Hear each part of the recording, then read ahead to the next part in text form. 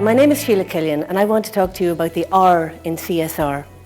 Corporate social responsibility is a concept that's widely misunderstood, and part of that is because responsibility is a word with a lot of different meanings. You can be responsible for something, which is kind of reactive. It's about blame. Were BP responsible for the leak? So that's about reputation and damage control.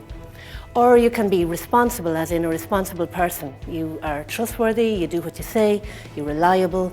Most companies would aspire to have that kind of reputation and be trusted. Or you can be responsible to whom? That opens up the idea of lots of different stakeholders beyond shareholders. So no wonder companies are confused. You've got issues there around reputation, risk, damage control, leadership, integrity, and a wider group of stakeholders who might want lots of different things from your business. So when companies are confused, they look to standards, and there are a lot of international standards that explain what corporate social responsibility is about. But the difficulty with them, they're good, they set out different areas, but the standards are static, and the world is not static. There are a lot of different things that happen in the world that change what a company might be held responsible for. So two illustrations of that. There's a photograph I use sometimes when I'm teaching, and it shows a young Mozambican girl. She's about 14, and she's standing on a beach and she's smiling straight to camera, and she's holding her little baby brother in her arms. Now she's from what's known euphemistically as a child-led household, which means she and her younger siblings live in a shack with no parents and nobody particularly looking after them. She's responsible for her little brother.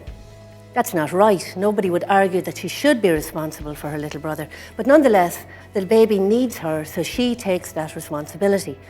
This happens all the time. You end up having to take responsibility for something that's beyond your mandate as a company or an organisation, or it's beyond what you think is your fault, and you take that responsibility because we're all human. And as humans, we need to take on things sometimes that are not in our job description. This happens to companies too. A business illustration is 2 years ago, the Rana Plaza building in Bangladesh collapsed, where thousands of garment workers were stitching products for multinational firms.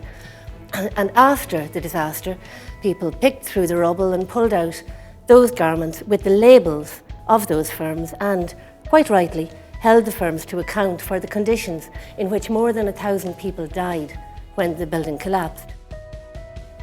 They weren't the employees of the multinational firms, they were employed by a supplier.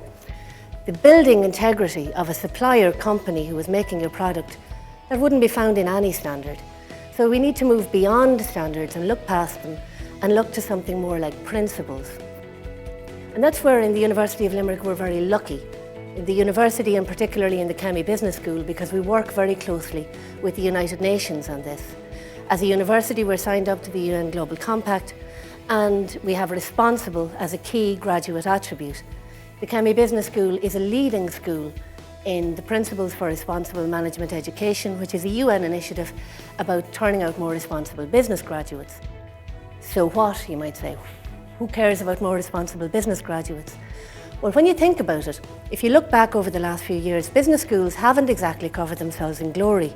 They've produced graduates who have been short-term in their thinking, heavily focused on shareholder value and not looking at other stakeholders, and have a blind faith in self-interest and the markets for solving all of the world's problems, which leads to a world where you have a 14-year-old Mozambican girl responsible for her younger brothers and sisters.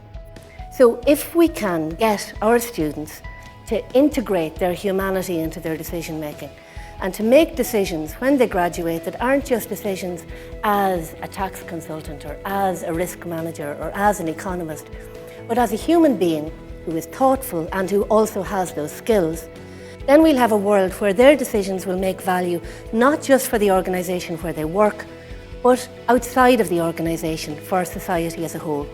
And that is a world I think we all want to live in.